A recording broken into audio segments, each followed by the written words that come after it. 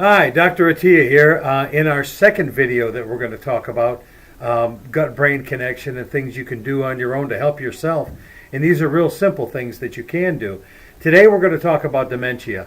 This really is something that is really close to my heart. I watched my father, who was a math and physics teacher in college, really go down the tubes, literally, as a result of dementias. Now, if I would have known this 15, 18 years ago, I could have helped him, but I didn't know it at that time, and I'm thankful that I'm able to help people now, too. So what dementia is it is a broad base of brain diseases, including Alzheimer's, that cause a long-term and often gradual decrease in the ability to think and remember that is great enough to affect a person's daily functioning. Other common symptoms could be emotional issues, difficulty with language, and a decrease in motivation.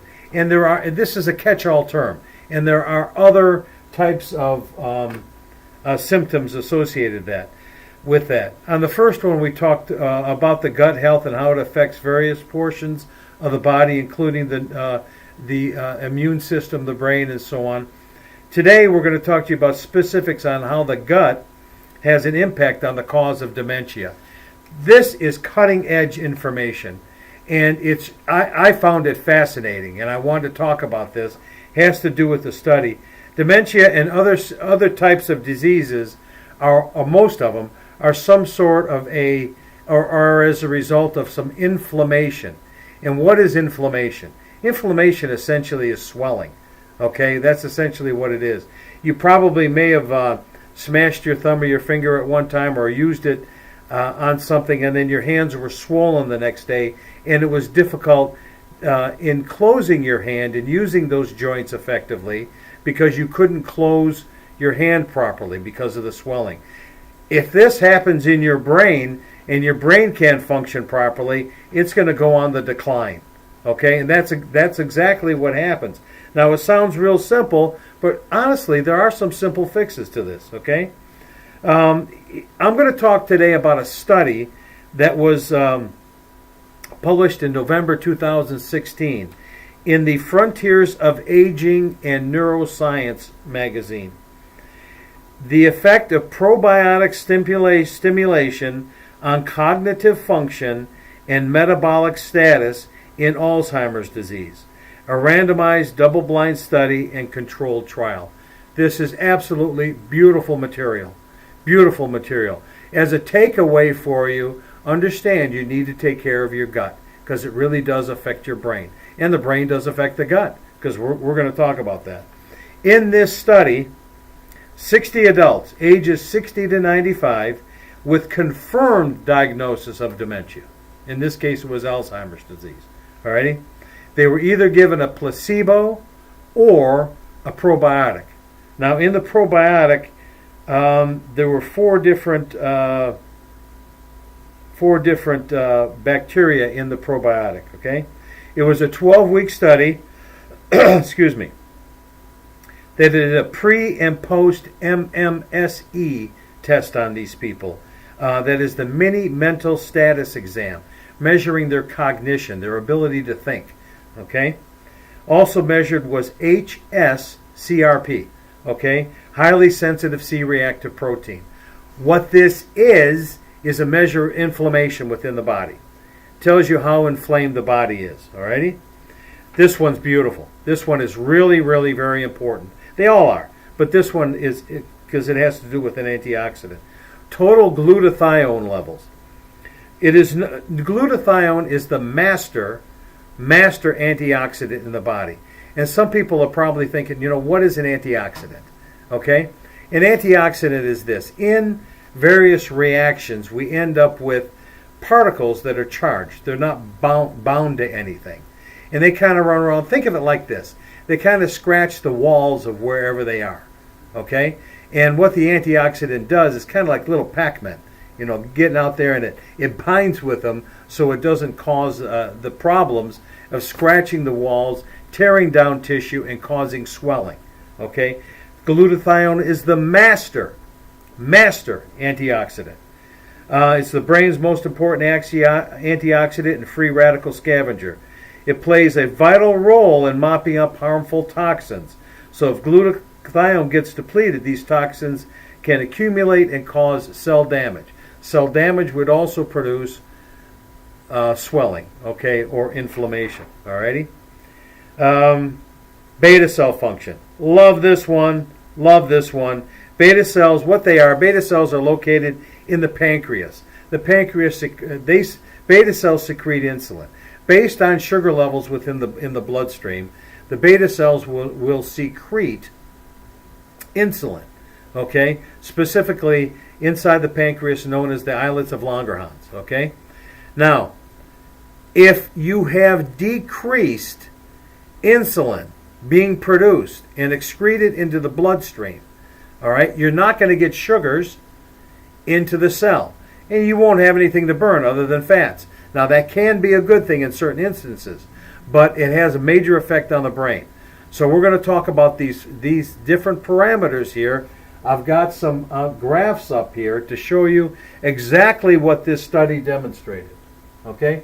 First off, dementia, what can you do? In this one, this first one, this is a graph. I didn't put any numbers in here. Just grab the fact that so you can see the difference. Okay? First off, this is C-reactive protein, which is the amount of inflammation in the body. Okay? The placebo, believe it or not, the placebo showed a 45% increase in inflammation. 45%. Now, I don't know what the placebo was. Okay? It wasn't described. Okay? However, for whatever it was, you don't want to get near it. Okay? With a probiotic, just a probiotic. No other changes. Again, in people with diagnosed Alzheimer's disease, okay, there was a decrease of 18% in the highly sensitive C-reactive protein. That's fabulous. Just from a probiotic. Okay? Imagine if they were to change their diet too. Alrighty? Now, over here, glutathione levels. Okay? Glutathione, the master antioxidant.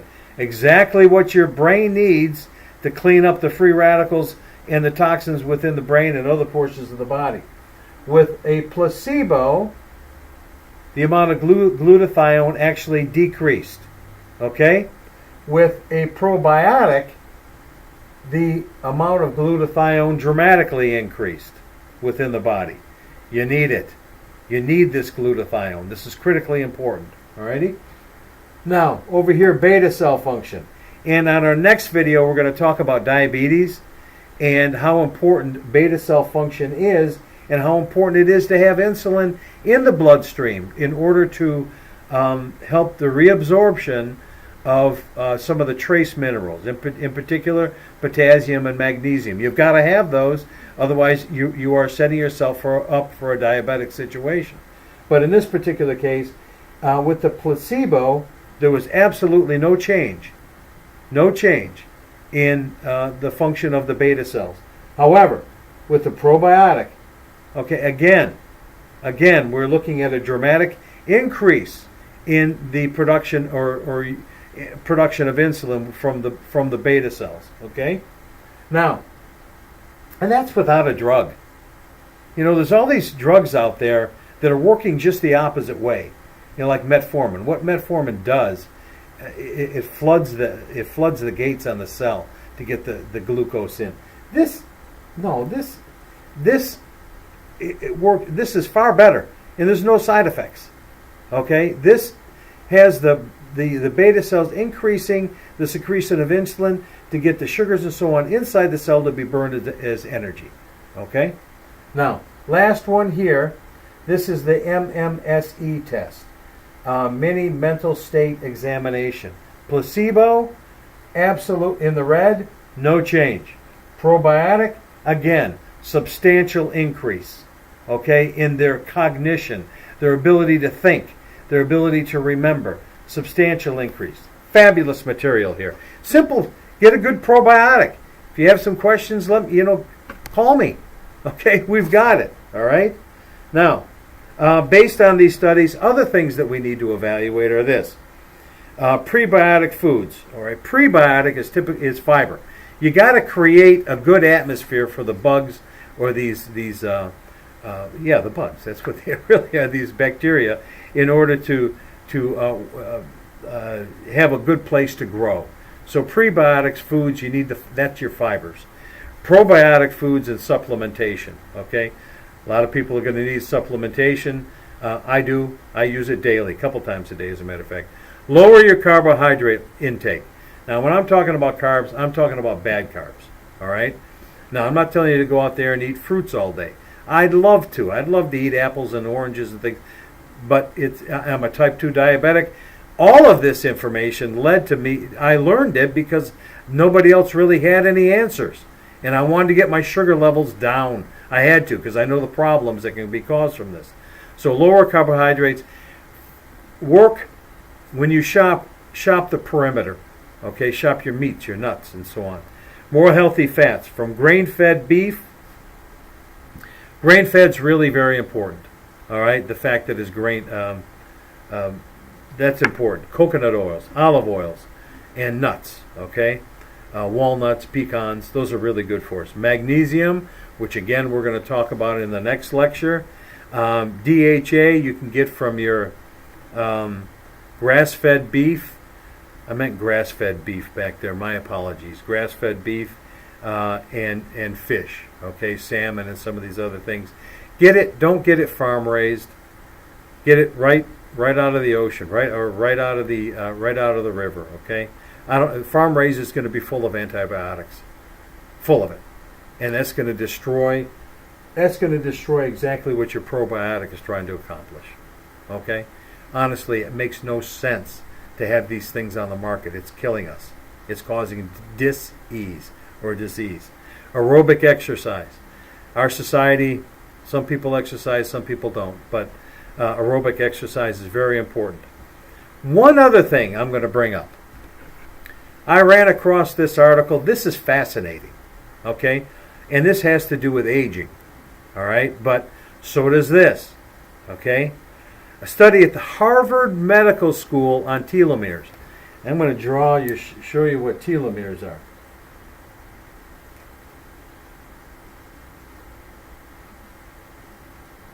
This is a chromosome. It carries your genes. So on here is your book. When the chromosome or the genes are read, that's what is produced. You got to have these, okay? It's our book. It's our guidelines to who you're going to be as far as your expression, all righty? At the ends are telomeres. And it is known that in the aging process and disease process, these telomeres, or the ends of the chromosomes, degrade. They get smaller. They kind of partially go away, okay? In this study, this is all they did. In this study, they had people, they called it meditation. I'm going to call it prayer, because that's the kind of guy that I am, okay? Pray 2 times a day for 20 minutes. Okay? 2 times a day for 20 minutes.